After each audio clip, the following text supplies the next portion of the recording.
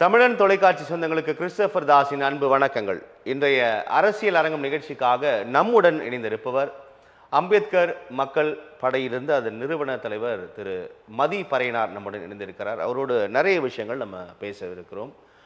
குறிப்பாக தற்போதைய தமிழகத்தின் அரசியல் களம் 26 சட்டமன்ற தேர்தலை நோக்கி சுறுசுறுப்படைந்து வருவதை நாம் பார்க்குறோம். நிறைய பரபரப்பான அரசியல் நிகழ்வுகள் நாள்தோறும் அரங்கேறி வருவதை நாம் அறிகிறோம். இப்படியான சூழலில் இது குறித்த நிறைய விஷயங்கள் திரு மதி பறையனாரோடு நாம் பேசலாம். சார் வணக்கம். வணக்கம் சார். நலமா இருக்கீங்களா? நல்லா இருக்கேன். அதிமுகவோட உட்கட்சி விவகாரம், ஒன்றுபட்ட அதிமுக என்ற கோரிக்கையோடு வழியில் இருக்கக்கூடிய நிறைய முக்கிய தலைவர்கள், அதற்கு வாய்ப்பே இல்லை என்று பிரதான எதிர்க்கட்சி தலைவர் எடப்பாடி பழனிசாமி, சமீபத்தில் அதன் மூத்த அமைச்சர் தலைவர் திரு செங்கோட்டையனோட செய்தியாளர் சந்திப்பு நாம் அறிந்தது. அவர் டெல்லி சென்று வந்தார், அமித்ஷாவை சந்தித்து வந்தார் அப்படிலாம் நம்ம தகவல் சொன்னாங்க. இப்போ எடப்பாடி பழனிசாமி டெல்லி போயிருக்காரு, இன்றைக்கி போயிருக்காரு.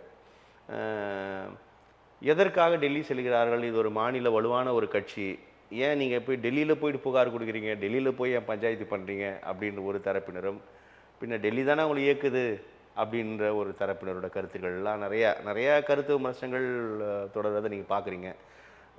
ஒரு புறத்தில் இங்கே திமுக கூட்டணியில் வலுவாக இருக்கக்கூடிய விசிக தலைவர் திருமாவளவன் கூட தொடர்ச்சியாக ஒரு கருத்தை முன்வைக்கிறார். நீங்கள் இந்த கூட்டணி இருக்கக்கூடாது, அதிமுக எதிர்கட்சியாக இருக்கணும், அதிமுக தமிழகத்தில் வலுவாக இருக்கணும் அப்படின்னு இவர் இந்த கருத்தை முன்வைக்கிறாரு. அதை எடப்பாடி பழனிசாமி எதிர்க்கிறார். ஸோ இப்படி ஒரு மாதிரி நிறைய ட்ரையாங்கிளாக இந்த புள்ளிகள் போய்கொண்டு இருக்கிறது. இந்த அடிப்படையில் அல்லது இதற்கிடையே இப்போது எடப்பாடி பழனிசாமியோட டெல்லி பயணம் எப்படி சார் பார்க்கலாம்? சார், இது எடப்பாடி பழனிசாமி ஒரு ஆக்சிடெண்ட்டாக உள்ளே வந்த தலைவர், ஆக்சிடெண்ட் முதல்வர் மாதிரி ஆன தலைவர். நமக்கு கூவத்தூர் கூத்து எல்லாம் நாம் அறிந்த விஷயந்தான். அதன் மூலமாக இவர் முதலமைச்சர் ஆகிட்டு இன்றைக்கு கட்சியை கைப்பற்றி இந்த கட்சியை வழி நடத்தின, ஜெயலலிதா உயிரோடு இருக்கும்போதே கட்சியை அவர்களோடு இணைந்து வழி நடத்தின முக்கியமான நபர்களை எல்லாம் திட்டமிட்டு வெளியேற்றிவிட்டு கட்சியை நான் தான் என்ற மாதிரி பிரதானப்படுத்தி ஒரு தேர்தலை சந்தித்தார். அதில் ஒரு பலமான தோல்வி அதை கண்டார். அந்த பலமான தோல்வியில் கூட டிடிவி தினகரன் அவர்கள் நின்ற கிட்டத்தட்ட ஒரு 30-35 தொகுதியை ஒரு பேப்பர் செய்தி பார்த்தோம். அதிமுக தோற்பதற்கு காரணம் டிடிவி தினகரன் பிரித்த ஓட்டுகள் கிட்டத்தட்ட 35 தொகுதிகளுக்கு இருக்கிறது. அது 700 இருந்தாலும் 1000 இருந்தாலும் 15,000 இருந்தாலும் 40,000 ஓட்டு வரைக்கும் இருக்கிறது. இன்றைக்கு அண்ணன் திருமாவளவன் அவர்கள் கூற்று சரியான கூற்று. தமிழ்நாடு அரசியலில் தொடர்ச்சியாக திராவிட அரசியல் ஒரு பங்கு பற்றி இருக்கிறது. அதில் அனைத்து இந்திய அண்ணா திராவிட முன்னேற்ற கழகம் மிகப்பெரிய ஒரு பங்கு எம்ஜிஆர் காலத்தில் வகுத்து, அடுத்து ஜெயலலிதா அம்மையார் காலத்தில் இருந்து மிகப்பெரிய பங்கு வகித்தது. இன்று தேவையில்லாத கூட்டணியால், பிஜேபியினுடைய சவகாசத்தால் இன்றைக்கு அதிமுக தன் கட்சி பிரச்சனையை தான் பேசி முடிவெடுப்பதற்கு கூட அவரால் முடியாமல் இன்றைக்கு டெல்லிக்கு செல்லக்கூடிய ஒரு பரிதாப நிலையை தான் பார்க்குறோம். ஆனால் செங்கோட்டையன் போன்ற தலைவர்கள்லாம் எம்ஜிஆர் காலகட்டத்தில் இருந்தே உருவானவர்கள். அவர் கூற்று ஒரு நியாயமான கூற்று தான். ஒன்றுபட்ட அதிமுக இருக்க வேண்டும் என்பது அது சரியான விஷயந்தான். ஆனால் எடப்பாடி மற்றவங்க உள்ளே வந்தால் அவருக்குள்ளே ஒரு அச்சம் இருக்குது. மற்றவங்க உள்ளே வந்தால் நம்ம திருப்பி பழைய இடத்துக்கு போயிடுமோ என்ற ஒரு அச்சம்தான். பதவிக்காக அனுபவித்த முன்னாள் அமைச்சர்களை கூட வச்சுக்கின்னு இது ஏதோ பெருசாக எடப்பாடியை அனைத்து இந்திய அண்ணா திராவிட முன்னேற்ற கழகம் எல்லாரும் தொண்டர்கள் ஏற்றுக்கினாருன்றதில்லை. ஏதோ கட்சி தலைவர் பொதுச் செயலாளர்ன்ற அடிப்படையில் தான் எல்லாரும் ஏற்றுன்னு இருக்கிறாங்களே ஒழிய அவர் கீழே ஏதோ மக்களால் தேர்ந்தெடுக்கப்பட்டு அந்த மாதிரி வந்தவர்லாம் இல்லை. ஜெயலலிதா இது முழுக்க அந்த கட்சியோட உட்கட்சி விவகாரம் தான். இது திருப்பியும் பேசி பொது வழியில் பூதாகரமாக்க முயற்சிக்கிறார்கள். இப்படி ஒரு விஷயம் திமுகவில் நடந்தாலோ அது மற்ற கட்சிகள் நடந்தாலோ அது வெறுமனே இவ்வளோ விமர்சனத்துக்கு உள்ளாக்கப்பட்டிருக்காது. அதிமுக என்றவுடன் உட்கட்சி விவகாரத்தை எல்லாருமே பேசுகிறாங்க அப்படின்னு ஒரு வாதம் முன்வைக்கப்படுது. எப்படி பார்க்கலாம்? இல்லை, இது தேவைதான் அந்த வாதம். ஏன்னு கேட்டேன்னா, அதிமுக என்பது ஒரு முக்கியமான தமிழக அரசியலில் மறக்க முடியாத ஒரு கட்சி அது. எம்ஜிஆர் காலத்தில் துவங்கி அது எவ்வளோ நல்லது செஞ்சுருக்கிறார். புரட்சி எம்ஜிஆர் வந்து செஞ்சது பார்த்தா பட்டியலின மக்களுக்கெல்லாம் இந்த தலையாரி போஸ்ட்லாம் வந்து அவர் ஒரு கிராம நிர்வாக அதிகாரிகளாக எம்ஜிஆர் உயர்வு கொடுத்து காலங்காலமாக அடிமைப்பட்டு கிடந்த சமூகத்துக்கு இந்த தலையாரி போஸ்ட்டை வந்து தலித் மக்களுக்கு வழங்கி மிகப்பெரிய புரட்சி செய்தவர் எம்ஜிஆர். அது வந்து எங்களால் மறக்க முடியாத விஷயம். ஆனால் தமிழ்நாட்டுக்கு வந்து இந்த கட்சி தேவை. இன்றைக்கு திமுகவுக்கு மாற்றாக வந்து தமிழ்நாட்டில் எதனா ஒரு கட்சியை சொல்லணுன்னா அது அண்ணா திராவிட முன்னேற்ற கழகம் தான். அந்த கட்சி இன்றைக்கி சிதைந்து போனது இவங்களுடைய கூற்று, இவங்களுடைய நடவடிக்கை நேரடியாக சாதாரண ஒரு அண்ணாமலையால் ஆட்டி வைக்க முடியுது. இந்த அதிமுக சாதாரண ராஜாவால் மிக கடுமையாக விமர்சனம் பண்ணுறது, இந்த தமிழிசை சவுந்தரராஜன் அவர்களால் எவ்வளோ விமர்சனம் செய்யப்படுறது, மற்ற பிஜேபி ஆளுங்க கையில் இவங்க வந்து அண்ணாமலையால் ஆட்டி வைக்கப்படுகிறதுன்னு சொல்கிறீங்க. இவர் சொல்லி தான் அண்ணாமலை தூக்கிட்டாங்களே சார். யார் நீங்கள் அண்ணாமலையால் ஆட்டி வைக்கப்படுகிறதுன்னு ஏன்னு சொல்கிறீங்க? இவர் இப்போ எடப்பாடி பழனிசாமியோட அவரோட உறுதிப்பாட்டில் தானே அண்ணாமலையை தூக்குறாங்க, நயனா நாகேந்திரனை கொண்டு வராங்க. ஆமாம், அண்ணாமலையை தூக்குறாங்க, நயனா நாகேந்திரனை போட்டாங்கன்னா அது பிஜேபியோடைய யுத்தி. என்ன கட்சி விட்டு எடுத்துட்டாங்க அண்ணாமலையை.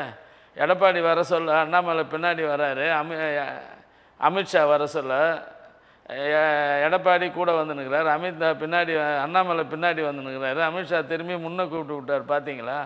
இதெல்லாம் வந்து யுத்தி, இது பிஜேபியுடைய யுத்தி. பிஜேபி வந்து என்ன வேணாலும் செய்யும் கூட்டணிக்கு. பிஜேபி இங்கே கால் ஒன்றுன்னு பார்க்குறாங்க, அது முடியல அவங்களால. அதுக்கு அவங்களுக்கு வந்து துணையாக இருக்கிற திமுகவுக்கு அடுத்த பெரிய ஒரு ஓட் பேலன்ஸ் இருக்கிற கட்சி அதிமுக தான்.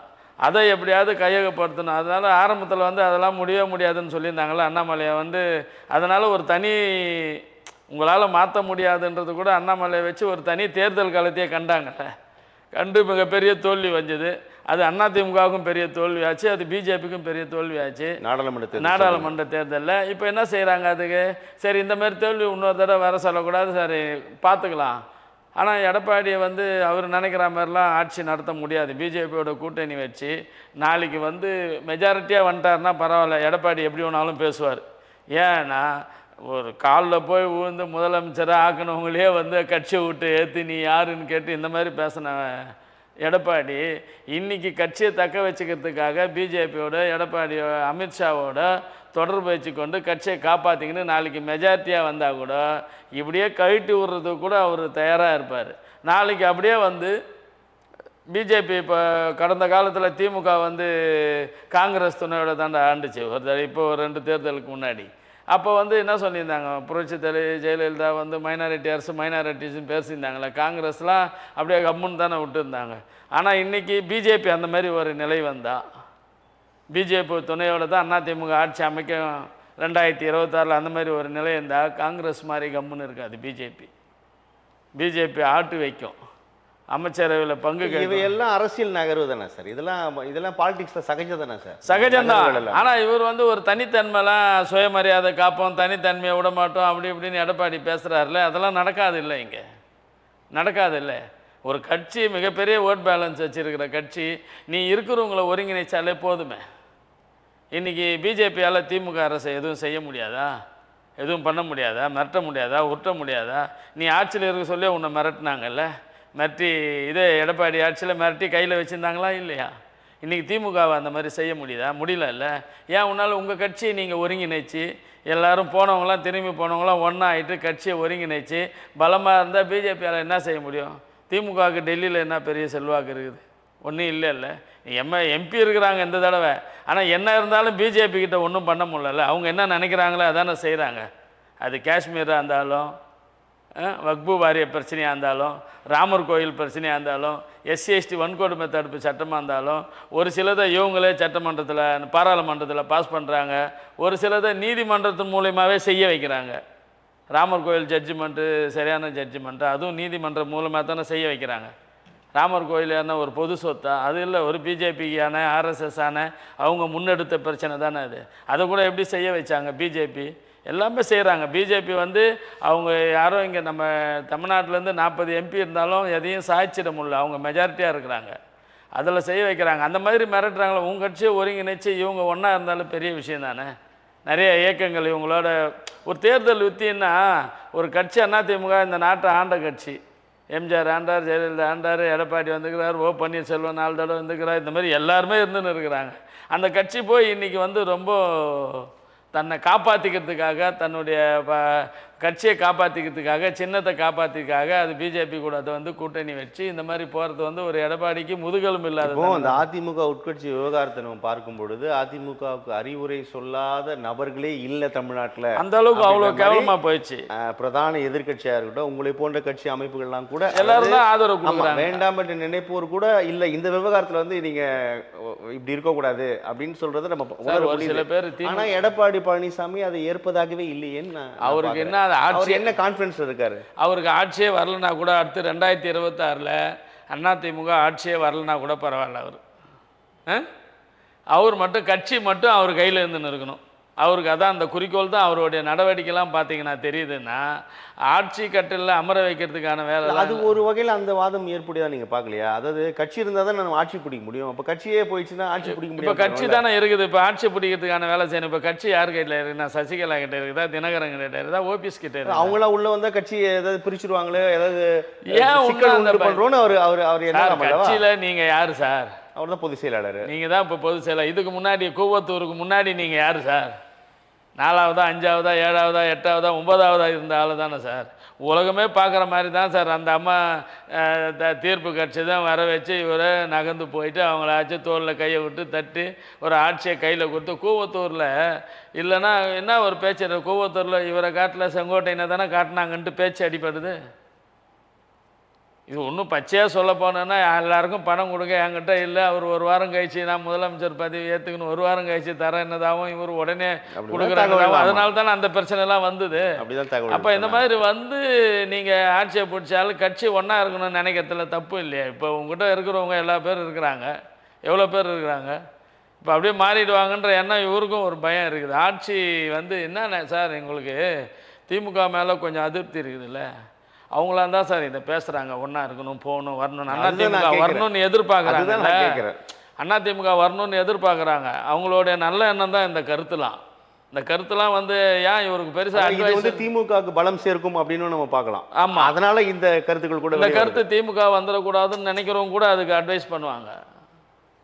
அதை ஏன்னா அதிமுக வேணும், பரவாயில்ல, திமுக விட அதிமுக பரவாயில்லன்னு நினைக்கிறவங்க இது அட்வைஸாக இல்லை. இது வந்து ஒரு நல்லது, ஒரு கட்சி பலப்படுத்துறதுக்கான வேலை. அந்த மாதிரி ஏன் பார்க்கக்கூடாது? அண்ணன் திருமா கூட சொல்கிறாருன்னு சொன்னால் அவர் சொல்கிறதுல என்ன தப்பு இருக்குது? அவர் தொடர்ந்து ஒரு கொள்கை ரீதியாக அவர் பார்க்குறாரு. பிஜேபி வந்து ஒரு சனாதனத்தை உயர்த்தி பிடிக்கிற கட்சி. அதிமுகவில் அதை பெருசாக பார்க்க முடியாது. திமுகவில் இந்த சனாதன எல்லாவற்றுக்கும் பின்னால் பாஜக தான் இருக்குது அப்படின்னு ஒரு வாதம் முன்வைக்கப்படுது. ஆனால் அதிமுக பாஜக கூட்டணி. ஆனால் செங்கோட்டையின் பின்னால் நிர்மலா சீதாராமன் பேசுகிறாங்க, ஆடிட்டர் குருமூர்த்தி பேசுகிறாங்க, இவர் அமித்ஷா பார்க்குறாரு, அமித்ஷாவும் செங்கோட்டையனை பார்க்குறாரு. அப்படின்னு கைப்புண்ணுக்கு எதிர்க்க கண்ணாடின்ற மாதிரி அவங்க கூட்டணியில் இருக்கக்கூடிய கட்சிகளே இவ்வளோ கலைபுரங்கள் நடக்குது. எப்படி நான் புரிஞ்சுக்கிறேன்? அதுதான் சார், அது நம்ம ஆரம்பத்துலேருந்து அதான் என்ன சொல்கிறாரு ஒரு அண்ணன் திருமா சொல்கிறத நீங்கள் கவனிக்கணும். ஏன்னு சொன்னால் ஒரு கூட்டணி கட்சி இருக்கிறாங்கன்னா எடப்பாடி முக்கியம்னா எடப்பாடி முக்கியம் தான், அமித்ஷா அவர்கிட்ட மட்டும்தான் பேசணும். அந்த கட்சியில் இருக்கிற பிரிஞ்சு போனவங்க, ஏற்கனவே விளக்கப்பட்டவங்க, இவங்கக்கிட்டலாம் பேசி கையில் வச்சுக்கின்னு போன்னு உனக்கும் அந்த எண்ணம் இருக்குது, பிஜேபிக்கும் அந்த எண்ணம் இருக்குது. ஒன்றா இருந்தால் தான் நம்ம ஜெயிக்க முடியும், திமுகவை வீழ்த்தணும்னு இருக்கிறவங்களோட அதிமுகவை விட பிஜேபி தான் அதிகமாக இன்றைக்கி நினைக்குது. திமுகவை வீழ்த்துறதுக்கு பிஜேபி தான் அதிகமாக நினைக்குது அதிமுகவை விட. அதனுடைய இத்தியா தான் யாரையும் விட்டுறக்கூடாதுன்னு எல்லாரையும் பிடிச்சி பேசுகிறாங்க. எல்லாரையும் பிடிச்சி பேசுகிறதுக்கே விலகி போனவங்க அவங்க, நீ போவாத 1% ஓட்டு வரட்டும், 1/2% ஓட்டு வரட்டும், ஒரு தொகுதியில் 5000 ஓட்டு வரட்டும், அந்த மாதிரி ஆளை கூட விடக்கூடாதுன்னு பிஜேபி கவனமாக இருக்குது திமுக வீழ்த்தணுன்றதில்ல. ஆனால் அதிமுக அப்படி இல்லை. அதிமுக வந்து அப்படி இல்லை. கட்சி இவர் வந்து நம்மளை விட்டு போயிடக்கூடாது, இவங்களாம் வந்தால் இவர் அந்த பயத்திலே இருந்துட்டு இருக்கிறார். அது வந்து ஆரோக்கியமானதா இல்லை. எல்லாரும் இப்போ சில மாதங்களே நம்ம தேர்தலை எதிர்கொள்ள போகிறோம். ஆனால் இன்னமும் செட்டில் டவுன் ஆன மாதிரி தெரியல. மற்றொரு வாதம் இப்போ செங்கோட்டையனாக இருக்கட்டும், அல்லது தினகரனாக இருக்கட்டும், அல்லது அம்மையார் சசிகலாவாக இருக்கட்டும், இவங்க தான் இருக்கிறாங்க. ஆனால் தொண்டர்கள் அதிமுக தான் இருக்குது, தொண்டர்கள் இரட்டை இலைக்கீடு தான் இருக்காங்க, தொண்டர்கள் எடப்பாடியோட தான் இருக்காங்கன்ற வாதம் எப்படி சார் நான் பார்க்குறேன்? தொண்டர்கள்ன்றது பெருசாக எல்லாருமே கட்சி வேலையை செஞ்சதில்லை சார். அவங்கவுங்க குடும்ப வேலையை பார்த்துன்னு இருக்கிறாங்க. எலெக்ஷன் வர சொல்ல அவங்களுக்கு தெரியறதுலாம் இந்த ரெட்டை இல்லை, உதயசூரியன், கை சின்னம், இந்த மாதிரி தொடர்ச்சியாக வாக்களிக்கிற சின்னமாக தான் பார்ப்பாங்க. தொண்டர்கள் எது அவங்க கருத்து வந்து வெளியில் எடுபட போகிறதுலாம் நீங்கள் பார்த்தீங்கன்னா சாதாரண வட்ட செயலாளர் கொண்டு அவர் கருத்தை பெருசாக தலைமைக்கு எடுத்துன்னு போய் வச்சிட முடியாது. ஒரு பகுதி செயலாளர் கூட அவர் கருத்தை தலைமைக்கு எடுத்துன்னு போய் வச்சிடக்கூடாது. எல்லாருமே வந்து இந்த பதவியை பார்த்துக்கிறதுல தான் சார் குறியாக இருக்கிறாங்க. வட்ட செயலாளர் அவர் பதவியை காப்பாற்றிக்கணும். இன்றைக்கி இருக்கிறவங்க இருந்தால் தான் அவரை அந்த பதவியை காப்பாற்றிக்க முடியும். பகுதி செயலாளர் அவர் பதவியை காப்பாற்றிக்கணும்னா எல்லா விஷயம் பேசணுன்னு இருந்தால் கூட பேச மாட்டுறாங்க, கம்முன்னு தான் இருக்கிறாங்க. மாவட்ட செயலாளர்களை கையில் வச்சிங்கன்னா அதுக்கு மேலே இருக்கிற பொறுப்பில் வச்சுன்னு தானே இவங்க அரசியலை நடத்துகிறாங்க. இவங்க யார் எந்த தொண்டர்களை கேட்டு முடிவு எடுக்கிறாங்க? எந்த கட்சி இவங்க தொண்டர்கள், எந்த கட்சி திமுக வரட்டும் அண்ணா திமுக வரட்டும் என்ன கீழே வட்ட செயலாளர் கருத்தையாக கேட்குறாங்க, பொதுமக்கள் கருத்தையாக கேட்குறாங்க. நீங்கள் சொல்கிறது யதார்த்தம் தான், உண்மை தான். இருந்தாலும் தொண்டர்கள் தானே சார் பேஸு. தொண்டர்கள் தான் பேஸு. இன்றைக்கி எல்லா கட்சியும் தொண்டர்கள் பேஸாக இருந்தாலும் அவர்களை வெறும் ஓட்டுக்காக தான் பயன்படுத்துது. ஓட்டுக்காக தான் பயன்படுத்துகிறாங்க. அந்த ஓட்டுக்கு என்ன பண்ணணுமோ அதை பண்ணி தான் இவங்க ஓட்டே வாங்குகிறாங்க. அண்ணா திமுக இருந்தாலும் திமுக இருந்தாலும் யாராக இருந்தாலும் தொண்டர்கள் தான் பேசு பலம் இருந்தால் கூட ஓட்டுக்கு என்ன பண்ணணுமோ அதை பண்ணி தான் பண்ணுறாங்க. அது ரொம்ப நாங்களாம் ரொம்ப கீழே நின்று வேலை செஞ்சுட்டு இருக்கிறோம். இப்போது அந்த அதிமுக உட்கட்சி விவகாரத்தில் நம்ம கவனிக்க வேண்டிய ஒரு விஷயம், இப்போ செங்கோட்டையன் உள்ளிட்டவர்கள் ஒன்றுபட்ட அதிமுக சொல்கிறாங்க. முதலமைச்சர் பற்றியில் அதை பேசலை எடப்பாடி பழனிசாமி, வேண்டாம் என்று சொல்ல. ஆனால் டிடிவி தினகரன் அவர் முதலமைச்சர் இருக்கக்கூடாது, அது அவர் முதலமைச்சர் வந்து நான் எப்படி போட்டிடுது, நாங்கள் எப்படி கூட்டணியில் இருக்குது அப்படின்றத வெளிப்படையாக வைக்கிறாரு. அப்போது அது எப்படி சார் புரிஞ்சுக்கலாம் நம்ம? இல்லை அவர் வந்து டிடிவி தினகரன், சசிகலா, டிடிவி தினகரன் அந்த குடும்பம் தான் இந்த கட்சியை நடத்திட்டு இருந்தது. நாங்கள் கூட ஒரு தடவை தலித் இயக்கங்கள் சார்பாக அவங்கள போய் பார்க்குறது கூட எங்களை பார்க்க அனுமதித்ததே இவங்க மூலயமா தான். அன்றைக்கு 250 இயக்கங்கள் அதிமுகவுக்கு ஆதரவாக இருந்தால் கூட 7-8 இயக்கங்கள் தான் போய் பார்த்தோம். அம்மையா ஜெயலலிதா சந்திச்சிங்க 7-8 இயக்கங்கள் தான் போய் பார்த்தோம். இந்த 7-8 இயக்கங்கள் பார்ப்பதற்கு இவங்க கிட்டேருந்து தான் நமக்கு வருது. நேராக பொதுச் செயலாளர், கட்சி செயலாளர், மாவட்ட செயலாளர் அவங்க மூலியமாலாம் போக முடியாது. அந்த அளவுக்கு செல்வாக்காக இருந்தவங்க அவங்க. எடப்பாடிலாம் டிடி தினகரனுக்கும் ஒன்றுமே கிடையாது. ஓபிஎஸ்ஸாவது அவங்க இதுவில்ன்ற மாதிரி ஓபிஎஸ்ஸை கூட ஒரு சாதிய பாகுபாடோடு தான் அந்த சைடு நம்ம ஆளாக தான் வைக்கணுன்றதுக்காக தான் பல முறை வழக்குகள் வர சொல்லலாம். ஓபிஎஸ்ஸை முதலமைச்சர் ஆக்கிறதுக்கு யார் அவர் ஜெயலலிதா பார்த்து இவர் ரொம்ப நல்லவர் வந்துருங்கன்னு சொல்லிட்டாங்களா? அதுக்கு பின்னாடி வந்து சசிகலா, டிடிவி தினகரன் இவங்கெல்லாம் இருந்து தானே அனுப்புறது. அந்த மாதிரி இவரை நம்ம பார்த்து வந்தவர் ஓவராக வந்து அவங்க சசிகலாவும் எடுத்துட்டார், இவரையும் எடுத்துட்டார் பண்ண சொல்ல அவர் அந்த லைன் எடுக்கிறாரு. அது அந்த லைனில் வந்து அவங்களுக்கு வந்து அவர் நாடாளுமன்றத்தில் வந்து பிஜேபியோட கூட்டணி வச்சார். இப்போ ஏன் அதை வந்து எடுக்கிறாருன்னா இந்த தடவையும் தப்பு பண்ணி எடப்பாடியை வர வச்சிடக்கூடாதுன்றதுல அவர் உறுதியாக இருக்கிறார். ஒரு வகையில் இந்த ஒன்றுபட்ட அதிமுகவோட முழக்கம் வந்து ஒரு வாதத்திற்காக பாஜகவால் பஞ்சாயத்து செய்யப்படும் போது எடப்பாடி பழனிசாமி ஒருவேளை முதலமைச்சர் வேட்பாளராக இல்லாமல் போக வாய்ப்பு இருக்குன்றீங்களா? இருக்கும். மெஜாரிட்டி இல்லாத வந்ததுன்னா கட்டாயம் பிஜேபி அதை மாற்றும். மெஜாரிட்டி இல்லாமல் போனால் காங்கிரஸ் விட்டு கொடுத்து பெருந்தன்மையாக திமுகவை 5 வருடம் எந்த தொல்லையும் கொடுக்காத ஆட்சி செய்ய வச்சுது. ஆனால் அந்த மாதிரி பிஜேபி ஒரு காலம் செய்யாது. இந்த மாதிரி விஷயம் வந்ததுன்னா கட்டாயம் எடப்பாடி முதலமைச்சர் வேட்பாளராக இருக்கவே மாட்டார். அன்றைக்கி எம்எல்ஏஸ் தேர்ந்தெடுக்கிறவங்க தானே, அன்றைக்கி பெரிய யானை பேரம் குதிரை பேரம் நடக்கும் எல்லாம் அதிமுக எம்எல்ஏ. இதை அப்போ உணர்ந்து தானே அவர் விடாப்படியாக இருக்காருன்னு நம்ம புரிஞ்சுக்காங்க. யார்? எடப்பாடி பழனிசாமி இதை உணர்ந்து தான் இப்போ விடாப்படியாக இருக்கார். நம்ம விட்டா நம்மளை இதுக்காக அவர் விடாப்படியாக இல்லை, இதுக்காக விடாப்படியாக இல்லை. அந்த கூட்டத்தையே உள்ளே சேர்க்கக்கூடாது. நம்ம தோற்று அவங்க கட்சிக்கே வந்துடக்கூடாது. கட்சிக்கு வெளியே இருந்து என்ன வேணாலும் பண்ணுறோம், அவங்க கட்சிக்கு உள்ளே சேர்க்குறோம். உள்ளே சேர்த்த பேர் வந்து அவங்களுக்கும் இதில் எம்எல்ஏ சீட்டு கொடுப்போம், பலமாயிடும். பலமானால் நாளைக்கு பிஜேபி கிட்ட அவங்க வைப்பாங்க இந்த கோரிக்கை, நாங்கள் 4 பேர் கொடுக்க மாட்டோன்னு சொன்னால் என்ன பண்ண முடியும்? குறைஞ்சது ஒரு 10-20 சீட்டாவது அந்த சைடு போகும் இல்லையா? ஓபிஎஸ், தினகரன், சசிகலா இவங்கெல்லாம் குறைஞ்சது ஒரு 20-25 சீட்டாவது போகும் இல்லையா? அந்த அதுதான். அப்படி ஒரு தரப்பு என்ன தகவல் சொல்கிறாங்க அப்படின்னா, ஒருவேளை எடப்பாடி பழனிசாமி தனியாக தான் இருப்பார். இந்த பேச்சுவார்த்தைக்கு பிறகு தேசிய ஜனநாயக கூட்டணியில் வேணால் அவங்கள சேர்த்துங்க, ஆனால் நான் சேர்த்துக்க மாட்டேன் அப்படின்றத கூட சொல்லுவார். அப்படின்னா சரி, ஒருவேளை இவர் சேர்த்துக்கல, அதே டிடிவி அதே ஓபிஎஸ் கடந்த மாதிரி ராமநாதபுரம் நின்ன மாதிரி தேசிய ஜனநாயக கூட்டணியில் இவங்க இணைஞ்சா என்ன சார் நடக்கும்னு நம்ம புரிஞ்சுக்கலாம். இல்லை, எனக்கு புரியல. தேசிய ஜனநாயக கூட்டணியில் இவங்கெல்லாம் இருக்கிறாங்க, தினகரன் மட்டும்தான் அப்படி சொல்லிட்டு இருக்காங்க. அவரும் திருப்பி வந்துட்டார். அவரும் திருப்பி வந்துட்டார்னா கூட நான் தான் சொல்கிறேனே, ஒன்று இவங்களுக்கு நேரடியாக இரட்டையிலை சின்னத்தில் நிற்காத இவங்களுக்கு பிஜேபி சின்னத்தில் நிற்கிற மாதிரியே சீட்டு கூட கொடுப்பாங்க, வாய்ப்பு இருக்குது அந்த மாதிரி. கட்சியில் இப்போ ஒன்றாவது தானே பிரச்சனையாக இருக்குது. இவர் செங்கோட்டையன் கூட எந்த அளவுக்கு நிற்பாருன்னு சொல்ல முடியாது. நாளைக்கு பிஜேபி கூட்டு நீங்கள் அவங்க போகலன்னா பரவாயில்ல, எங்கள் கூட நில்லுங்க, உங்கள் ஆளுங்க ஒரு 10 பேருக்கு சீட்டு கொடுக்கலாம், எல்லோரும் நிற்க வைங்க, ஜெயிக்கிட்டும் பார்த்துக்கலான்னு உள்ள ஒரு ரகசிய பேரம் நடந்ததுன்னா எல்லோரும் அதுக்கு கட்டுப்படுவாங்க. நமக்கு மெயின் வந்து திமுக தான், நம்மளாம் இப்படி பண்ணினே போவோம், 2வது திமுக தான் வந்துடும். அந்த இதை வச்சு பிஜேபி திருப்பி இவங்களெலாம் ஒருங்கிணைச்சு ரெட்டாலியில் நிற்கலனாலும் பிஜேபி சின்னத்திலேயாவது நிற்க வைக்கிறதுக்கு முயற்சி செய்யும் பிஜேபி. எடப்பாடி அந்த மாதிரி போனால் பலன் கொடுக்குமான்னு கேட்குறேன். அது பலன் பிஜேபிக்கு தான் பலன். ஒன்றுபட்ட அதிமுக மாதிரி அந்த தேசிய ஜனநாயக கூட்டணியில் அவங்க சேருவது பலன் கொடுக்குமான்னு கேட்குறேன். அது அந்த அளவுக்கு கொடுக்காது, அந்த அளவுக்கு பலன் கொடுக்காது.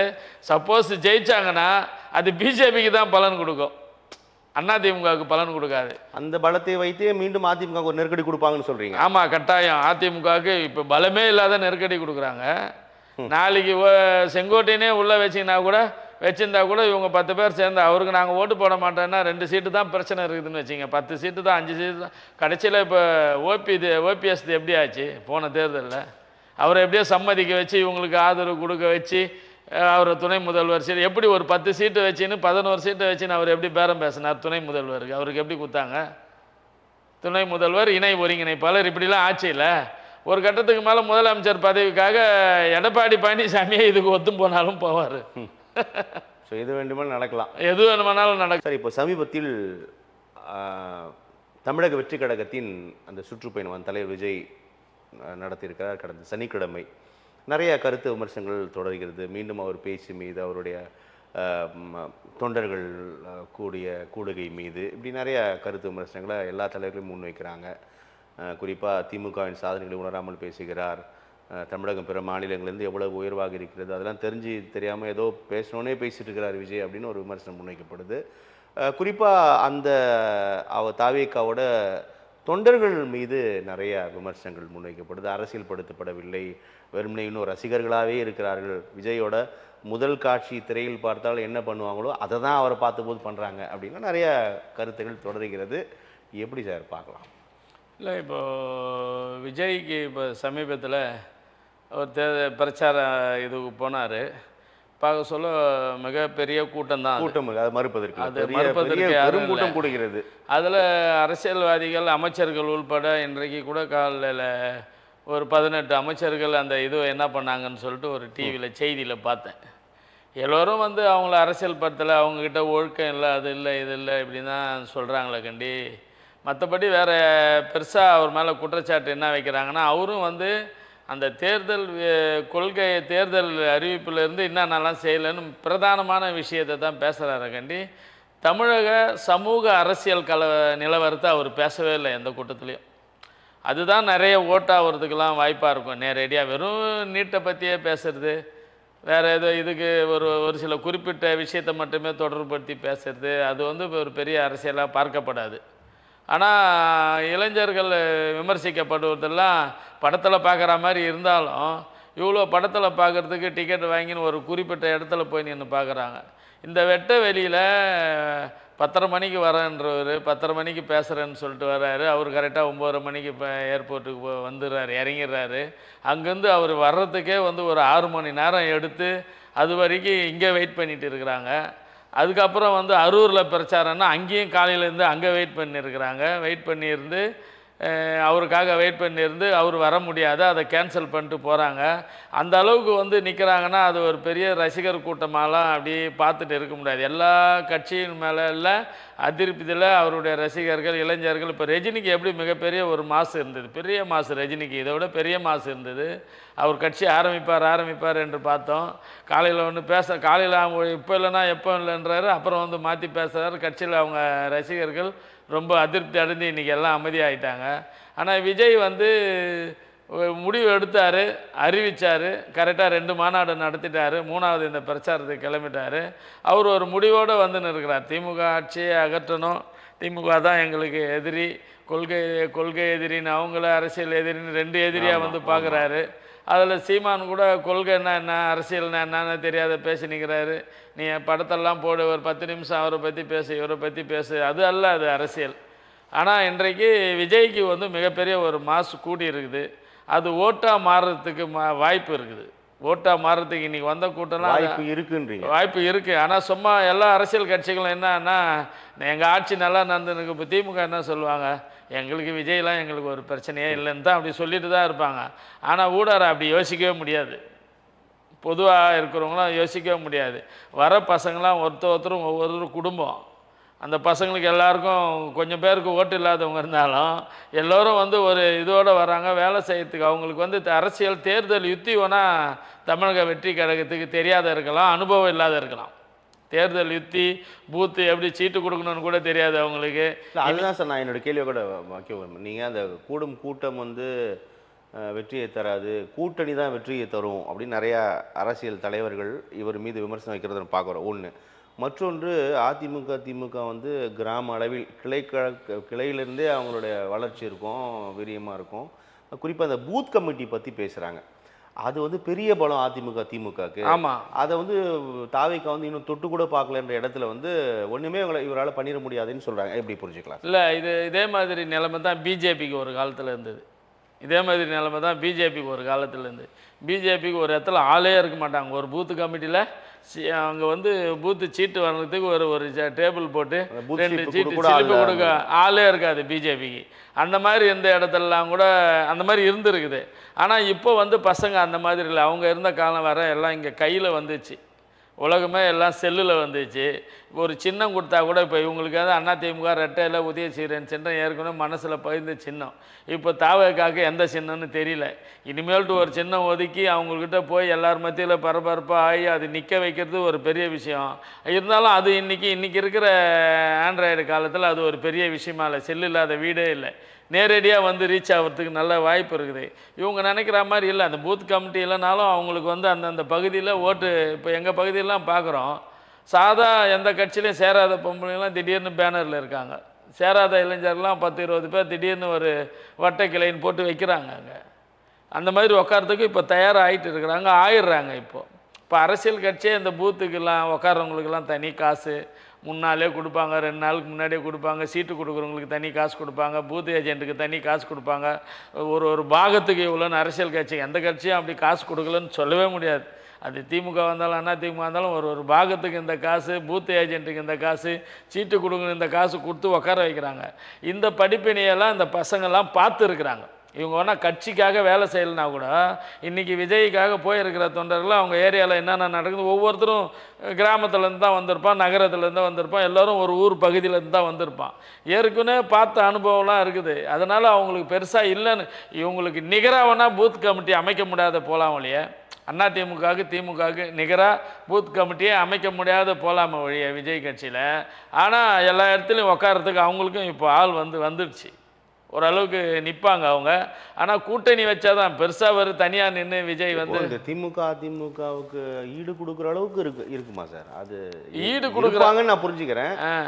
ஏறக்குறைய 68,000-70,000 பூத்து இருக்குது அவங்களுக்கு கட்டாயம். இப்போ நீங்கள் சினிமா அப்படி வந்து எல்லாம் உள்ளே போயிடுச்சிங்க. புதுசாக ஒரு நடிகை வந்தால் கூட நேரடியாக அடுத்த நிமிஷமே பார்க்குறான். ஒரு வாரத்தில் 5 நாளில் 2 நாளில் அந்த படத்தை பார்த்துற அளவுக்கு இன்றைக்கி வந்துடுச்சு. யாராக இருந்தாலும் வந்து. ஆனால் விஜய் வந்து ரொம்ப நாளாக சினி ஃபீல்டில் இருக்கிறாரு. சினிமா மூலயமா மக்களை நல்லா கவர்ந்துருக்குல. அந்த கூட்டம் கூட அவரை பார்த்துட்டு ஐயோ அவரை பார்க்கணுன்னு நிறைய பேர் சொல்கிறாங்க. இன்றைக்கி பார்க்கணுன்னு வந்தால் தான் ஒரு சில பெண்கள்லாம் கூட பேட்டி கொடுக்குறாங்க. அந்த பெரம்பலூரில் கேன்சல் ஆனதை வந்து பேட்டி கொடுக்குறாங்க. காலையிலேருந்து வெயிட் பண்ணுறோம், அவர் பேசலைன்னா கூட பரவாயில்ல, அவரை பார்த்துருந்தோம்னா போதுன்றாங்க. அந்த ஒரு தாக்கம் இருக்குது. அது பார்க்கறதுக்காக வந்தன்றது வந்து அது அப்படியே புறந்தள்ளிட முடியாது. அது வேணும்னா எதிர்கட்சி வரிசையிலேருந்து நாம் ஒரு கட்சி நடத்துறதுனால வேணால் குறை சொல்லலாமா வழிய. இன்றைக்கி பெரும்பாலும் இளைஞர்கள் வந்து அந்த சைடு போயிட்டு வந்துன்னு தான் இருக்கிறாங்க. பெருசாக அதான் டஃப்பு கொடுக்குற அளவுக்கு அவங்களால இது தட்ட முடியாது. ஏன்னா சின்ன சின்ன பசங்களாம் யாரும் ஏற்கனவே இவங்களாம் திமுகலாம் இருக்கிற பொறுப்பாளர்கள் நீண்ட காலமாக அரசியல் அனுபவம் போட்டு அதில் ஓரளவுக்கு சம்பாரித்து வச்சு கட்சியை தன் காசை போட்டு வழி நடத்துகிற அளவுக்கு அந்த பூத் இதுவெல்லாம் நடத்துவாங்க. அந்த அளவுக்கு அதில் ஆள் பார்க்க முடியாது. இப்போது நம்ம உங்களுக்கு தெரிஞ்சிருக்கோம், 6 கோடி வாக்காளர்கள் தமிழ்நாட்டில் 2 கோடி வாக்குகள் பெறும் கட்சி ஆட்சி அமைக்கும். அதில் குறிப்பாக அந்த முதல் முதல் தலைமுறை வாக்காளர்கள் பெண்கள்லாம் பார்த்தீங்கன்னா 1.18 1,18,00,000 வாக்காளர்கள் இருக்கிறாங்க. ஸோ நீங்கள் சொல்லக்கூடிய இந்த புதிய வாக்காளர்கள் இளைஞர்கள் பெண்கள் எல்லாமே வந்து தாவேக்கா விரும்புகிறாங்களா சார்? ஓரளவுக்கு விரும்புகிறாங்க தான். சில பேர் அந்த கட்சிக்கு மேலே அதிருப்தி இருக்குதுல்ல. இப்போ எப்படி போகிறாங்க, இவ்வளோ பேர் போகிறாங்க, சும்மா பார்க்க வந்தாங்கன்னு அவங்கள உதறி தள்ளிட முடியாது. நம்ம எல்லா கட்சி மேலேயும் அதிருப்தி இருக்குது, போட்டி இருக்குது, பதவி கொடுக்காத ஒரு கோபம் இருக்குது, வேகம் இருக்குது. அவன்லாம் வந்து அங்கே போய் பதவி கிடைக்க வேலை செய்கிறான்ல பார்க்குறோம். ஒரு நான் சொல்கிறதெல்லாம் உண்மைங்க, யதார்த்தமாக. ஒரு சாதாரண பையன் எங்கள் வீட்டாண்ட நான் சொல்கிறேன், சும்மா இருந்துன்னு இருந்தான், சும்மா ரசிகர் தான். அவன் வந்து ஒரு 1 லட்சம் செலவு பண்ணி ஒரு மீட்டிங் போடுற அளவுக்கு ஒன்றே செய்கிறான். ஏன்னா வட்ட செயலாளர் பதவி வாங்கலாம், ஏன்னா செஞ்சால் தான் வரும்னு சொல்லிட்டு விஜய் பிறந்த நாளுக்கு அவ்வளோ பெரிய மீட்டிங்கை போட்டு அழகாக செஞ்சு என்னையும் கூப்பிட்றான். அவன் எப்படி இப்படி செஞ்சான்னு எனக்கே ஆச்சரியமாக ஆயிடுச்சு. சாதாரண வேலை, கூலி வேலை, ஒன்றுமே இல்லை. பார்த்தா கடன் வாங்கியாவது இப்படி செய்கிறன்ற அளவுக்கு அவ்வளோ பெரிய சிறப்பாக ஒரு சின்ன நிகழ்ச்சியை வந்து நடத்துகிறான். அந்த மாதிரி ஒவ்வொரு ஏரியாலையும் ஒரு சில பேர் தனக்கு பதவி கிடைக்கணும், அரசியலில் வளரணுன்ற மாதிரி ஆர்வம் உள்ளவங்களாம் இருக்கிறாங்க. அந்த மாதிரி இருக்கிறவங்களுக்கு டிஎம்கேல அதிமுகலாம் பதவி கிடச்சிடாது. ஏற்கனவே பதவி வாங்கணும், 10 வருஷமாக ஒருத்தன் வட்ட செயலாளராக இருந்துனே இருப்பான். அவனுக்கு மேலே ஒருத்தனை கூட தொட விட மாட்டான் பகுதி செயலாளரை. இப்படி தான் எல்லா கட்சியிலும் இருக்குது. ஒரு வட்ட செயலாளராக இருக்கிறவன் திமுக அதிமுகவோட அதிருப்தியாளர்கள் அல்லது சில விஷயங்களை எதிர்பார்த்து காத்து கொண்டிருந்தவர்கள் இதுக்கு இந்த மாதிரி போகிறதுக்கு நிறைய வாய்ப்பு இருக்குது. இப்போ கடந்த காலத்தில் பார்த்தோம்னா வேற மற்ற கட்சியெல்லாம் வந்து நிற்க வைக்கிறாங்கல்ல. கண்டிப்பாக எல்லா கட்சியும் நிற்க. திடீர்னு பிஜேபியில் கூட இன்றைக்கி நிறைய பேர் போகிறதுக்கு காரணம் இதானே. இங்கே இருக்கிற அரசியல் சூழ்நிலை, சந்தர்ப்பவாத அரசியல், நம்மளை வளர உள்ள வரலன்ட்டு அப்படி தானே ஒரு குரூப்பு போயிட்டு இருக்குது பிஜேபி. இப்போ ஒவ்வொரு முறை இந்த விஜயோட பயணமாக இருக்கட்டும், அல்லது மேடை அவருடைய பொதுக்கூட்டம், அல்லது அவருடைய மாநாடாக இருக்கட்டும் சார், விஜய் பேச்சு தொடர்பாக நிறைய விமர்சனங்கள் வருது நம்ம பார்க்குறோம். குறிப்பாக என்ன பேசுகிறாரு, அவர் என்ன கொள்கை இருக்குது, என்ன கோட்பாடு இருக்குது, என்ன பண்ண போகிறேன்னு சொல்ல மாட்டாரு, இந்த ஆண்ட கட்சிகள் என்ன பண்ணல, நான் முன் வந்தால் இதெல்லாம் பண்ணுவேன் அப்படின்ற மாதிரி எதுவுமே சொல்லாமல் வந்து திரைப்பட டைலாக் மாதிரி பேசிட்டு போகிறாரு. அதை விமர்சனம் பண்ணுறாங்க சார், எப்படி புரிஞ்சுக்கலாம் அதை? இல்லை, அது சரியான விமர்சனம் தான். சினிமாவுடைய பஞ்சு டைலாக் மாதிரி தான் அவர் வந்து எல்லா ஒரு இடத்துலையும் பேசுகிறார். துண்டு துண்டாக ஒரு விஷயத்தை பேசுகிறார். ஒரு அரசியல் கட்சி தலைவர்னு சொன்னால் 27 லட்சம் பேர் அவர் 2 மாநாடு பார்த்தோம், எவ்வளோ பெரிய கூட்டம் போகிறாங்க. அந்த இடத்துல பேசுகிறாருன்னு சொன்னால் ஒரு தமிழக அரசியல் வரலாற்றை வந்து புரட்டி போடணும். வெறுமனவே தலைவர்களுடைய படம் போடுறது, பாபா சாஹிப் அம்பேத்கர் படம் போடுறேன், தந்தை பெரியார் படம் போடுறேன், வேலுநாச்சியார் படம் போடுறேன், காமராஜர் படம் போடுறேன், அதனாலேயே நம்ம எல்லோரும் நம்மளும் அவங்க படம் போடுறாங்கன்னு ஏற்றுக்குவாங்க. இல்லைன்னா தமிழக அரசியல் வரலாற்றை வந்து பேசணும். பேசி கட்சியை நான் கட்சி ஆரம்பித்தேன், என் தமிழக அரசு இன்னும் அதுக்கு விளக்கமும் கொடுக்குறாரு. இப்படி பேசி தான் கட்சியை பிடிச்சிங்க, ஆனால் நான் வந்து என்ன இருக்கோ அதை மட்டும் நான் பேசி கிடக்கிறேன். பெரிய அடுக்குமொழியில் பேசுது, இலக்கணங்களை பேசினேன், தமிழக வரலாறு பேசலாம், என்ன பண்ணிட்டீங்க, முன்னாடி மக்களுக்கு புரியும் மொழியில் பேசுகிறேன்னு தரப்படுது. சமூக அரசியலை பேசணும் அவர். அந்த மாதிரி பேசவே இல்லை. தமிழ்நாடு சமூகத்தில் எவ்வளோ பெரிய பெரிய பிரச்சனை இருக்குதுலாம் அதெல்லாம் பேசவே இல்லை. யாரோ அடிபட்டுச்சுன்னா அவங்கள கூப்பிட்டு காசு கொடுக்குறதும் போகிறதும் அது ஒரு நிரந்தரம் இல்லை. இவருக்கு போகிற இடத்துல இவருக்கு பிரச்சனையாகவே இருக்குது. கூட்டம் கூட்டுறதுனால அனுமதி கூட இவங்களுக்கு ரொம்ப கண்டிஷனோடு கொடுக்குறாங்க. நிறைய கண்டிஷன்லாம் போட்டு கொடுக்குறாங்க. சென்னையில் கூட இப்போ அனுமதி கேட்டுக்கிறாங்க. ஆமாம், அது இருக்குது. ஆனால் அவர் மேலே அந்த விமர்சனம் சரியானது தான். அவர் இன்னும் கொஞ்சம் பேசுறதுக்கு தன்னை தயார்படுத்திக்கணும். ஒரு இவ்வளோ பெரிய கூட்டம் இருக்கிற ஆள் வந்து வேறு மாதிரி இவங்க தான் பேசி பிடிச்சிட்டாங்க, தனக்கு பேச தெரியாதுன்றதை வந்து காரணம் காட்டுற மாதிரியே பதில் மாதிரி இருக்குது. இது பேசி தான் இவங்க நாட்டை எப்படி பிடிச்சாங்க, நான் அந்த மாதிரி பேச மாட்டேன், நான் இதை தான் பேசுவேன்னு சொல்கிறது அது சரியான விஷயம் இல்லை. அது இப்போ ஏற்கனவே நாம் தமிழர் கட்சி களத்தில் இருக்குது. 10 விழுக்காடு வாக்கு, ஏற்கனவே 36 லட்சம் வாக்குகளை வாங்கியிருக்காங்க. இப்போ விஜயும் இருக்கும்போது இந்த இருவரினோட வருகை இல்லை களத்தில் இருவரோட செயல்பாடு வந்து அதிமுக திமுகவுக்கு ஒரு நெருக்கடியை தருமா சார்? கட்டாயம் நெருக்கடியை தரும்.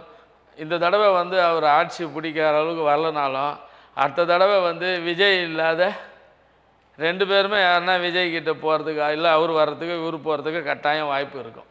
அந்த அளவுக்கு ஒரு பெரிய நெருக்கடியை தரும். இனி விஜய் வந்து ஒரு பெரிய ஒரு குறிப்பிட்ட வாக்கை வாங்குவார், அதில் மாற்று கருத்தே இல்லை. நாம் தமிழர் கட்சியோட செயல்பாடு எப்படி சார் பார்க்கலாம்? அவங்க களத்தில் தனித்தே தான் இருக்கிறாங்க. இல்லை, அவங்க களத்தில் தனித்தே தான் நிற்கிறாங்க. அவங்க அரசியலை பேசி நிற்கிறாங்க. எங்களுக்கு எந்த சூழ்நிலையும் எங்கள் ஓட்டு கம்மியாகாதுன்ற மாதிரி அவர் வந்து உறுதியாக நிற்கிறார். அவர் அரசியலில் நமக்கு பெருமளவுக்கு அவங்க மேலே விமர்சனம் இருந்தாலும் ஆனால் ஒரு உறுதியான ஒரு நிலைப்பாட்டை எடுத்து நிற்கிறார். அது வந்து ஒரு வரவேற்கக்கூடிய விஷயந்தான் அது. இப்போது இவை எல்லாவற்றுக்கு பிறகு தமிழக அரசியல் களத்தில் தேர்தலுக்கான அந்த பரப்புரையில் வந்து முக்கிய இடம் பிடிப்பது பார்த்திங்கன்னா அந்த தேர்தல் வாக்குறுதிகள். இந்த 5 ஆண்டு காலம் என்ன செஞ்சாங்க, என்ன செய்யலை, நாங்கள் வந்து என்ன செய்வோம் அப்படின்னு தான் 3 விஷயம் தான் பிரதானமாக முன்வைக்கப்படும். அந்த அடிப்படை எடப்பாடி பழனிசாமி திமுக அளித்த தேர்தல் வாக்குறுதிகள் மீது கடுமையாக விமர்சனம் பண்ணுறாரு. அதற்கு முதலமைச்சர் கூட விளக்கங்கள்லாம் தர்றாரு. இவ்வளோ பண்ணியிருக்கோம், இவ்வளோ பண்ணல, அதுக்கான காரியங்கள் அப்படின்னு. இந்த தேர்தல் வாக்குறுதிகள் எவ்வளோ பெர்ஃபார்ம் பண்ணணும்னு புரிஞ்சுக்கலாம் சார். ஏன்னா அடுத்த தேர்தலே வரப்போகுது, அதுக்காக கேட்குறேன். திமுக தந்த தேர்தல் வாக்குறுதிகளில் 90% இன்னும் பண்ணல அப்படின்னு அதிருப்தி குரல்கள் இருக்குது. இல்லை நாங்கள் நிறையா பண்ணிட்டோம், இன்னும் ஒரு சிலர் தான் பண்ணலன்னு திமுக தரப்பு சொல்லுது.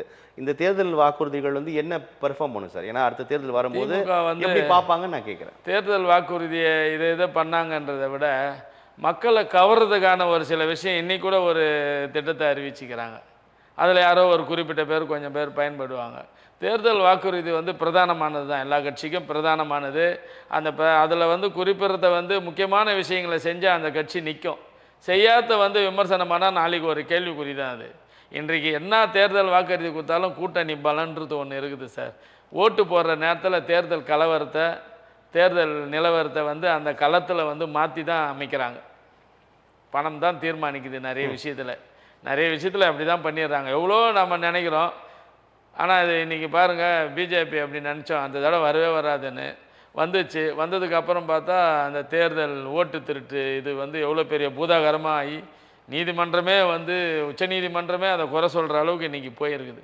அந்த மாதிரி ஒரு பிரச்சனை வந்து தொடர்ச்சியாக இருந்துதான் இருக்கும். அந்த நீங்கள் குறிப்பிடக்கூடிய அந்த வாக்காளர் பட்டியல் சிறப்பு திருத்த தீவிர பணி வந்து பீகாரில் பெரிய சர்ச்சைகளை உருவாக்கியது. பிரதான எதிர்க்கட்சித் தலைவர் ராகுல் காந்தி அந்த முழக்கங்களை முன் வச்சார். ஆனால் இப்போ தமிழகத்திலும் வரக்கூடிய சட்டமன்ற தேர்தல், இப்போ இந்த ஆண்டு நடைபெறக்கூடிய அடுத்த ஆண்டு 5 மாநிலம், புதுச்சேரி, கேரளம், தமிழ்நாடு, அசாம், இன்னொரு மாநிலம், 5 மாநிலங்களில் கூட இந்த வாக்காளர் பட்டியல் சிறப்பு தீவிர திருத்த பணியை செயல்படுத்துகிற மாதிரி தெரியுது சார். எப்படி இதை நம்ம பார்க்கலாம்? இல்லை, இது கொஞ்சம் உஷாராக தான் இருக்கணும். ஏன்னா பிஜேபி கிட்ட விட்டோம்னா இதை வந்து பண்ணுறதுக்கு நிறைய வாய்ப்பு இருக்குது. அதுக்கு காரணமாக பார்த்தோன்னா இன்றைக்கி நம்ம வடநாட்டிலேருந்து இளைஞர்கள் வந்து வேலைக்கு வந்தவொன்னே இருக்கிறாங்க ட்ரெயினில். அவங்க கிட்டத்தட்ட எத்தனையோ லட்சம் பேர் இங்கே வந்து சேர்ந்துட்டாங்க. அந்த லட்சம் பேரெல்லாம் வாக்காளர்களாக சேர்க்கறதுக்கு கூட வாய்ப்பு இருக்கும். சாதாரண ஒரு ஆள் கூட அங்கேருந்து வந்தான்னா அவன் பிஜேபியை தான் சொல்கிறான். அவன் இந்த அங்கேருந்து வெளியிலேருந்து வராங்களே வேலைக்கு, எந்த வேலையில் எடுத்தாலும் அவங்க இல்லாத இன்றைக்கி இல்லவே இல்லை. ஒரு காலத்தில் ஒரு குறிப்பிட்ட வேலைக்கு தென் மாவட்டத்துலேருந்து தான் வருவாங்க. அந்த மண் வேலை, அந்த வேலை, இந்த வேலைலாம். அந்த மாதிரி ஒரு சில வேலைக்கு டீ கடைக்கு கேரளாலேருந்து தான் வந்து நிற்பாங்க. அந்த மாதிரி ஒரு சில வேலை குறிப்பிட்ட ஊர்லேருந்து வந்தது போய் இன்றைக்கி 7லேருந்து Z வரைக்கும் எல்லா வேலைக்கும் வட மாநிலம் இல்லை. இப்போ பெரும்பாலும் இது வந்து அப்படி தான் வந்து அவங்க ஓட்டுலாம் வந்து இங்கே நிறைய சேர்க்கறதுக்கு கூட இங்கே ஆதார் கார்டு ஈஸியாக கொடுத்துட்றாங்க. அவங்கக்கிட்ட தான் இருக்குது. கொடுத்தாங்கன்னா இதை கூட சேர்க்கறதுக்கு நிறைய வாய்ப்பு இருக்குது. இந்த தீவிரமாக கண்காணிக்கணும். இப்போ மாட்டிக்கிறதுனால ரொம்ப யோசிப்பாங்க. இப்போ பீகாரில் பண்ணி மாட்டிக்கிறதுனால உச்ச நீதிமன்றம் வரைக்கும் போயிருந்தனால ராகுல் காந்தி மிகப்பெரிய ஒரு தாக்கத்தை ஏற்படுத்துகிற அளவுக்கு ஒரு பிரச்சாரம் மேற்கொண்டார். அது ஓரளவுக்கு வெற்றி கண்டு இருக்குது. பிஜேபியை அம்பலப்படுத்தி இருக்குது அந்த விஷயத்தில். அதனால் இங்கே கொஞ்சம் உஷாராக இங்கே கூட நடக்கிறது கொஞ்சம் கம்மி இருந்தாலும் இருக்கிற கட்சிகள் உஷாராக இருக்கணும்.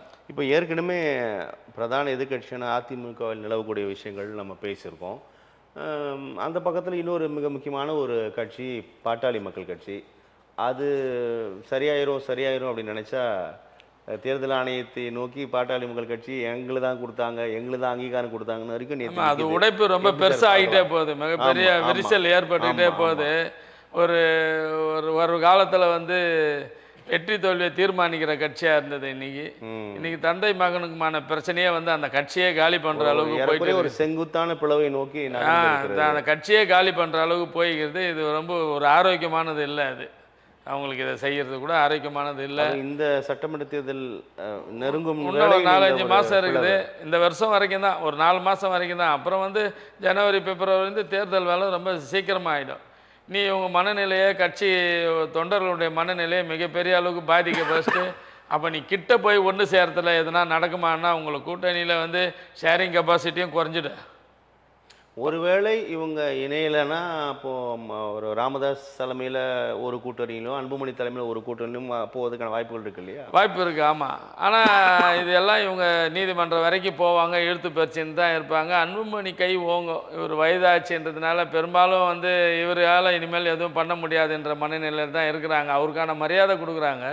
இவரால் பெரும்பாலும் எதுவும் செஞ்சிட முடியாது, அவர் மகளெல்லாம் வச்சு கொஞ்சம் ஸ்ட்ராங் பண்ணி வச்சுக்கிறாரு கண்டி அன்புமணி கை தான் ஓங்கும். அதில் ஆனால் கட்சி சின்னம் அப்படின்ற இடத்துல அதான் நீதிமன்றம் போச்சுன்னா அது ஒரு கேள்விக்குறியாக தான் ஆகும். ஏன்னா இவர் நிறுவனர் இல்லை, இவர் சும்மா வேறு ஏதோ மாவட்ட செயலாளர் இருந்து பொது செயலாளர் இருந்து பிரச்சனை இருந்து என்ன எடுத்துட்டாங்க போயிட்டாங்கன்னா இன்றைக்கி அன்புமணியை நீக்கிற அளவுக்கு அவருக்கு அதிகாரம் இருக்குதுன்னு ஒரு நிறுவனராக இருக்கிறார்ல.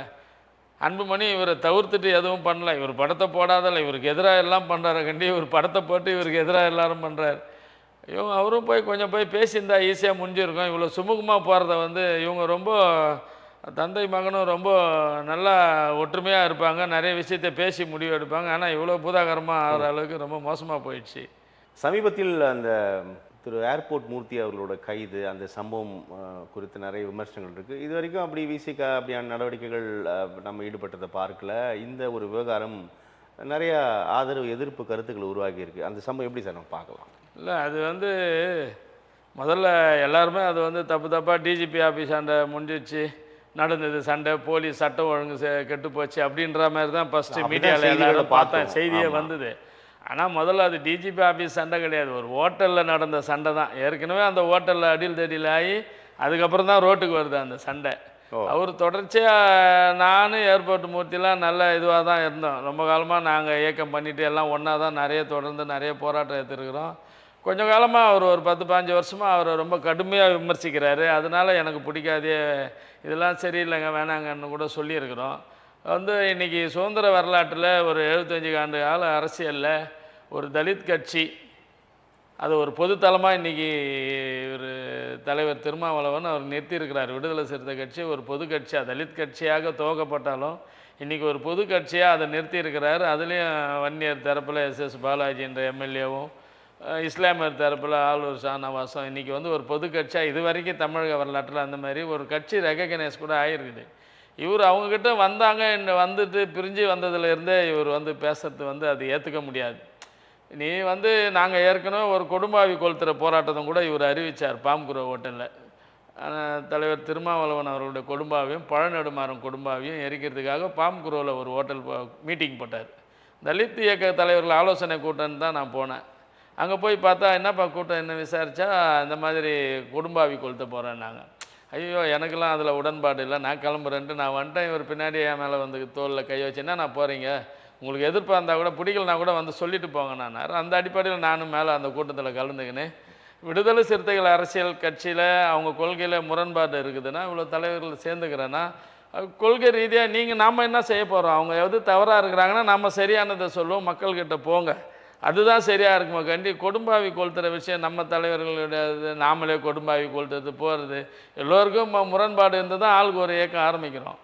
நான் சரியில்லைன்னா நீ வந்து சரியானதை செய், நீ செஞ்சுட்டு போங்க, நான் பேச தயங்கிறத நான் பேசிட்டு போங்க. இவர் பேசுகிறது ஃபுல்லாக ரொம்ப அவரை கடுமையாக மோசமாக அவர் ஒரு காலம் ஏர்போர்ட் மூர்த்தி பேரே பயன்படுத்த மாட்டார். ஏன்னா இந்த விஷயம்லாம் அவருக்கு தெரியாத சொல்லாத உள்ளங்கையில் இருக்குது செல்லு. ஏன்னா இப்போ முன்னாடிலாம் வந்து டிவியில் வந்து ஒரு சில தலைவர்கள் முகம்தான் தெரியும். என்றைக்கு இந்த யூடியூப் வந்தது யார் வேணாலும் எதை வேணாலும் பேசிடலான்னு ஆகிப்போச்சு. யார் வேணாலும் எதை வேணாலும் பேசிட்டு அப்படி பார்க்குறவங்களுக்கும் வந்து பிரச்சனையாக இருந்தால் தான் பார்க்குறான். நல்ல கருத்தெல்லாம் யாரும் அந்த யூடியூப்பில் போட்டிங்கன்னா கூட லைக்கு நிறைய வராது.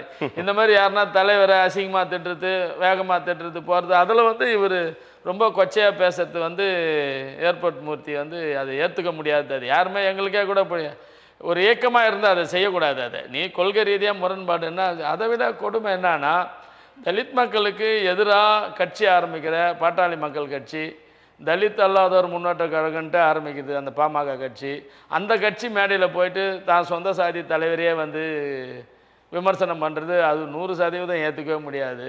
அப்புறம் நாம் தமிழர் கட்சி பிற கட்சியில் போயிட்டு அங்கே போயிட்டு இது பண்ணுறதுலாம் ஏற்றுக்க முடியாது. அந்த மாதிரியான விஷயம் இருக்குது. காவல்துறை வந்து இன்றைக்கி அவரை குண்டாஸ் வரைக்கும் எடுத்துகிட்டு போய் போட்டுருக்குறாங்க, குண்டாஸே போட்டாங்க காவல்துறை.